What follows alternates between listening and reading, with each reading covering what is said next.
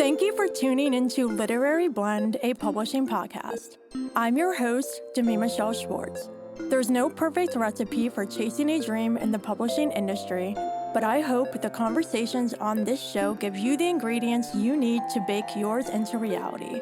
So let's flip the page and get into this chapter of Literary Blend. Hello, friends. Welcome back to Literary Blend. Today's chapter is called The Small Press Path to Publishing, and joining me on the show to give insight into this topic is an author I am so beyond excited to have a conversation with. Please welcome S.E. Reed. Hey, how are you? Oh my gosh, thank you so much for having me. I am doing great today. Fantastic. Well, I'm super excited to have you. You are killing it in the small press space, so I'm really excited to hear your insight and all of that. But before we dive into that chat specifically, I would love for you to share a little about yourself and your journey as an author so far. Sure, thank you. Yes, this is an exciting topic for me because my path to publication has put me in this direction of working with small pubs. I didn't necessarily think that that was how it was going to start out. So I had been writing, I had written 5 books, and then was sort of like, hey, what am I supposed to do with these? How do I get this published? So I looked into, what do you do after you write a book, and figured out, hey, you've got to have an agent. That's everything I kept seeing said you have to have a literary agent to publish a book. So I said, okay, I'm going to get an agent. And I queried those books. The first, it was a series that I wrote. So I queried with the first book, probably over 200 agents, and got all the feedback, all the no's. And while I was doing that, I was starting to write another book. And so when I finished that book, I thought, it was something different. It was a standalone. Even though I'd already been told no so many times with agents, I thought, I'm going to try querying this book. And after about 30 queries, I had some full requests, and I ended up getting an agent and had an agent for a year. Um, and we didn't do anything with the book. It didn't go anywhere, it died on sub, but I was just not ready to let that book go. But I was ready to let my agent go. So I said, you know what? I have learned so much so fast, because that's what I did. Instead of just sitting back and saying, I'm just going to let it happen to me, I decided I was going to make things happen for myself. So I learned as much as I possibly could about the industry and how it worked and how small publishing houses worked versus big publishers. And I was able to land not just one book deal or two or three or four, but I have 7 books coming out with 3 different small publishers in the next 2 years. So that's my story. That is fantastic and so inspiring. I had no idea you had an agent before, so that's new to me. But I think this just goes to show that not every path to publication is right for everyone, and you clearly found what works for you. And you tried traditional and it didn't work how you envisioned or what you were looking for as an author, and so you decided to take control back in your own hands and go small press, and with 7 deals, that's wild. So congratulations. Thank you so much. Yeah, it was pretty mind blowing. I didn't expect it to happen that way. And I feel very blessed that it did. It is a little overwhelming. I do have some overlapping editing schedules. Um, and that is something I think people need to understand if they go small publishing house. Um, there are some challenges with it. The deadlines are a lot faster than I think, the big traditional houses. I've got friends who signed book deals with the big five that, it's 2 years later and they still don't have a date for their release. And I signed a book, and within less than a year it's being published. So You can imagine the turnaround. It's a lot faster. Right. Yeah, and I'm happy you brought that up too because traditional does move very slowly. And I think this kind of comes down to who someone is as an author too, because if they can work to fast deadlines and they like having a little more control, then going with a small press would be a good fit. But for someone who maybe has certain difficulties or lifestyles that would, you know, prevent them from doing deadlines quickly, that might be a bit of a challenge. And so I think it's really interesting looking at the different pros and cons of each path. Absolutely. I think that that's it's something that falls back on us as the author. We have to educate ourselves, and I'm the prime example. I mean, I was just writing books and didn't know what the heck I was doing and sort of jumped in. I can only imagine how garbage and disgusting some of those first few query letters I sent out were. But you live and you learn. And if you want to make this your career, you really have to educate yourself and learn all the different, um, the ins and outs of the industry so that you feel like, you know what you're doing. It's not just happening to you. You're participating. Right. So Yeah, exactly. And going back to the querying, it works the same. You still need a pitch. You still need to write a query letter and send a sample, whether it's to an agent or to a small press. But a big difference is if you're agented, then when you keep writing new books and going on submission, you don't need to personally query that book yourself anymore because your agent's representing you and doing that. Versus if you're going with a small press, you basically need to pitch each book unless you have a multi-book deal with a certain publisher.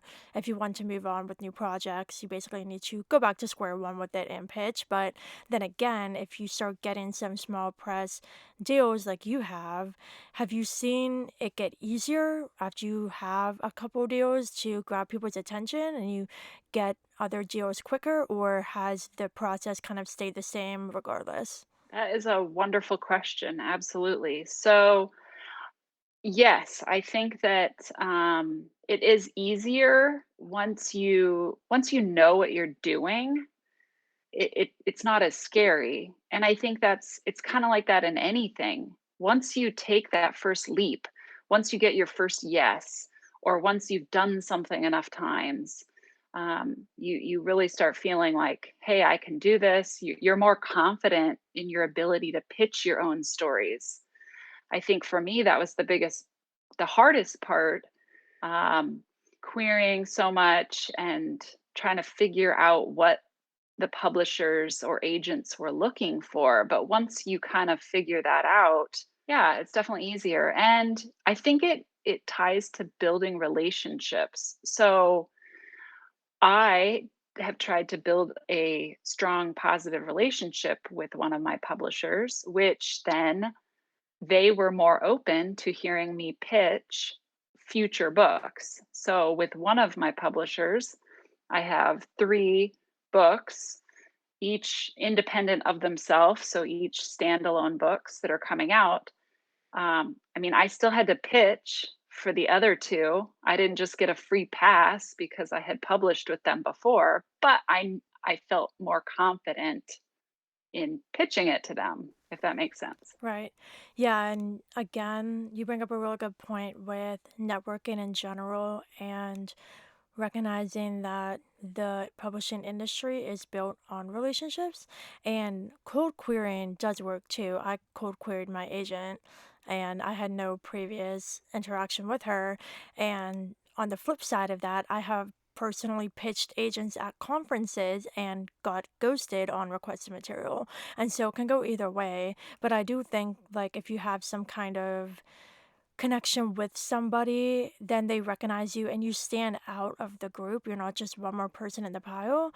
And it seems like you definitely have been mindful when it comes to making those connections and nourishing them as well. Yes, definitely. I think in the small press world, those building those relationships is probably the number one thing you can do. So if somebody's listening to this and they're like, well, I don't even know how I would start getting to know small presses or figuring out who's who, because there's so many of them. I mean, there's tons of them.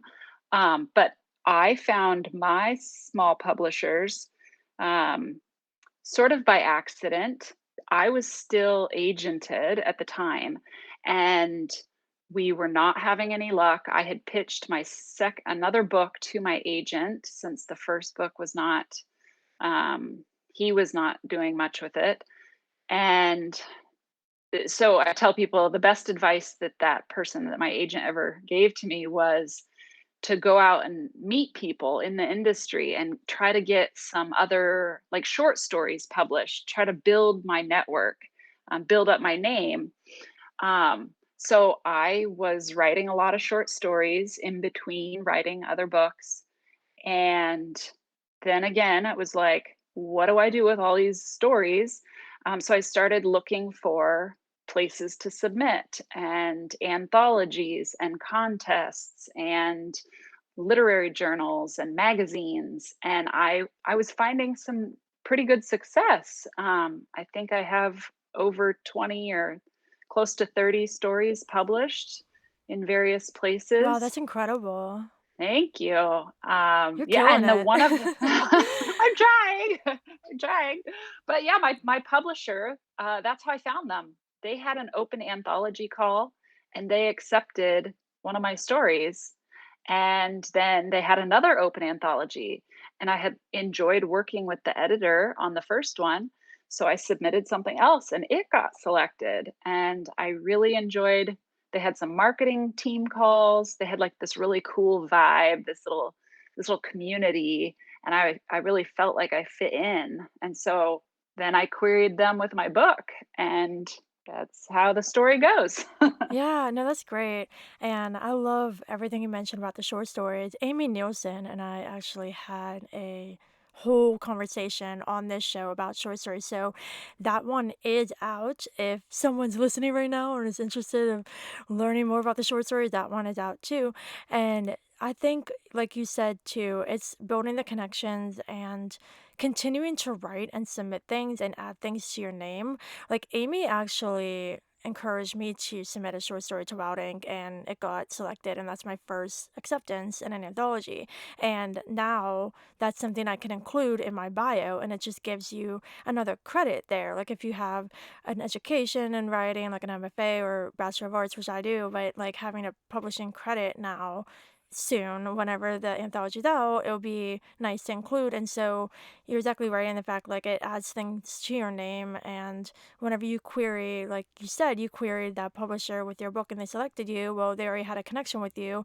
And not only that, but they saw your work previously and knew that it had potential. And after, accepting short stories, moving on to the next level of a novel, like the talent is there and they obviously connected with your work. So it's just taking that next step with the manuscript. Yes, 100%, 100%. And another thing that it does, anytime that you submit somewhere, um, you know, especially with like smaller literary journals or anthologies or magazines, a lot of time they will write back and give you feedback, give you personalized feedback. It's less ghosty than when you're cold querying agents. So they'll give you little like personalized feedback, like, "Hey, I really loved this story. It's not right for our magazine. However, why don't you try such and such?" Like, there's a lot of people want you to succeed, and so I think it's very helpful. Like, I look at every no as just like another opportunity to learn. And then for the pieces that I've had accepted, that's a whole new editor. Every single time I get my story back with a few edit notes, or sometimes there's none, and they still give some feedback, and they're like, "This was great. This is how we're going to do it. We're going to publish it here." And so you just get to work with a lot of different people in the industry, which builds up your skill set as a writer. Um, and so I think it's just invaluable to do that. Right, absolutely. So, speaking on submitting to small presses for publication consideration, like you said earlier, there are so many. And so, what is your process of determining which presses are reputable and which ones are sketch to stay away from because there is sketchiness in the industry. And so, how do you go about determining who is a good publisher to send your work to? Yes, absolutely. You're never going to get it right every single time. All we can do is, try and do our research. So I try to vet out anybody that I'm submitting to. And so for me, what does that look like? It looks like Googling them, if there's any reviews online, reading those, looking at their publishing, their history, what other books have they done, checking out some of their authors, their platforms. Do they have author websites? Are they on Twitter? Um, Reaching out, asking for referrals. If you get into the acquisition stage with a small publisher, you can say, "Hey, is there one of your authors I can talk to?" And ask them how their experience has been. And I like to check out Writers Beware with Victoria Strauss, make sure that I'm not accidentally querying someone that's on their do not submit to list. um, but I think word of mouth referrals, just talking, being open and honest with the writing community, saying, "Hey, here's what I'm thinking. What do you guys think?" Yeah. No, research is really important and referrals are really important too. And I think that goes for if you want to sign with a small press or with an agent, whenever you have some kind of offer or call, it's really important to ask for referrals. And if the agent or publisher doesn't give you a referral, then right away that's a red flag because they're obviously trying to hide something and trying to prevent you from getting information from others they're working with. Definitely, that's it. That would be a huge red flag for me. Um, and what's nice is my publisher has actually asked me to be a referring author. So sometimes, I think I've probably talked to about 10 authors from around the world. They'll just say, "Hey, I have an author that we're looking at signing. They've got some questions. Would you talk to them?" And so then yeah, absolutely. So I've done FaceTime calls or, video chats, and just been honest with my experience. And, not every answer is always going to be sunshine and roses. I try to be as honest as I can because I think when people sign their book babies, you know, they want to feel good in it. And I want to make sure that anything that I'm saying, they would look back and say, well, I appreciate her help, not like, "Oh my god, she got me to sign with this publisher and now I hate him." So, I think that, and then it's been fun because 'cause I've got to, make new friends in the industry by just talking about my experience. Right, absolutely. So now that you have worked with a few small presses, what are the benefits of being in direct contact with working with a publisher rather than going through an agent? How has that experience been like for you? So there's no middleman. So for me, every communication that I have with the publisher is directly through the publisher. I can see how that might be overwhelming for some people. They would prefer to have an agent where they just talk to one person, who kind of handles everything. And now that I have friends that have big 5 deals and that's not the case then. Once their book is signed, then they are dealing with a lot of people at the publishing house besides their agent. I have others who've only ever dealt with their agent. For me, then I get in a small publishing house, I feel like I really get to know the people that work there. We talk a lot. I feel like anytime I ask a question, it's answered within 24 hours. A lot of times it's answered within 20 minutes. Uh, I think there's a real sense of community between the authors at a small publishing house. So there are 65, I think, authors signed to Wild Ink, and we are all in like a chat group thing that gets a little wild sometimes, which is fitting because the name of the publishing house. But it's a lot of fun to get to know the other authors. So because I don't have, any books being published with a big traditional publishing house, I guess I can't speak to what the exact difference is. I just know that my experience is great with my small publishers. Yeah, no, that's really great. And again, with the honesty, I think it's really good how you're just speaking to what you can say from your own experiences. And I really think it's great how you brought up the community. Like, I follow Loud Ink on Twitter and stuff, and it seems like a beautiful community. And so I think what you said about the community aspect and the authors being almost like a family at a big five publisher, I'm not sure if that would be the case, because of the level and the number of the agents and the authors and the communication between all of them. But I think it's really cool how the small press has that community aspect, and you have direct contact with the publisher if you would have to ask them a question, or if they need something, they can just come directly to you instead of having to go through an agent. So it is really interesting, and it definitely gives you a little more control. And in a way too, I feel like you may be getting a little more education out of this because you have hands-on experience with all the things versus with an agent. I can communicate with my agent about things, but I'm not directly doing all the things myself.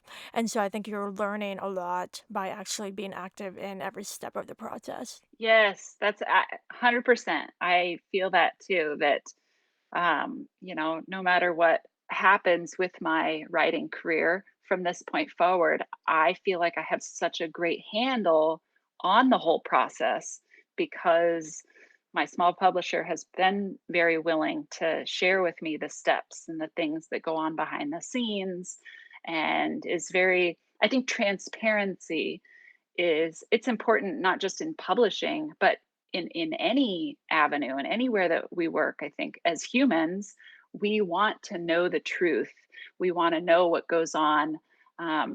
This isn't Dorothy and Wizard of Oz and there's somebody behind the curtain talking. We want to be behind the curtain, we want to know everything. So yeah, it's been a pleasure and an honor to feel like I've learned these things.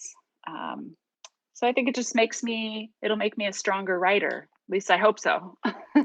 Yeah, absolutely. So, on that note, what advice do you have for any authors who are considering pursuing the small press path to publication? Yes. Okay. So my advice would be to, put together a list of small publishers that you're interested in first, and then reach out, read some of the books that these publishing houses are producing. They you might think that they look great on the surface, but once you get in, maybe your book really wouldn't fit there first. So you've got to find out, are you going to be a good fit for them and are they a good fit for you? And then uh, do your research, make sure that they're a reputable company that you'd want to work with long time, because it's not just the 1 to 2 years until your book is published. This is the company that is going to pay you your royalties. Do you trust this group to pay you? Do you trust them to market your book? There is a lot of trust involved in publishing. So if after doing your research you feel like you jive well with them and you could trust them, then start querying them. I think with small publishing houses, a lot of times they have windows of opportunity. So they might only open to queries for 2 months out of the year. And if you feel strongly that you're a fit for them, then you need to be watching those deadlines. And in the meantime, just have fun in the writing community. Write short stories, write that next book, make new friends. Don't just sit back and worry. Keep moving forward. Perfect. Wow, what a fantastic way to wrap up our chat. This has been a total joy. I loved having you on the show. And before we go, though, we have reached the plot twist of the show where I get to ask you a fun question you could have never seen coming. So, are you ready? Oh God. Okay. Awesome. So, speaking of small presses, if you could start your own small press and give it a fun, creative name, what would you call it? Oh, goodness.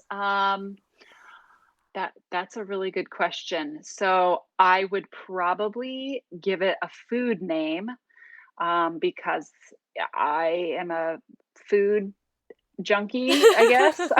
I love cooking. Um, so I love pies. So maybe pie publishing, cherry pie publishing. Oh, so good. That's it. Okay. Imagine the logo. That could be so fun. Yes, it'd be like a warm pie and I don't know, like some words floating out of it instead of steam.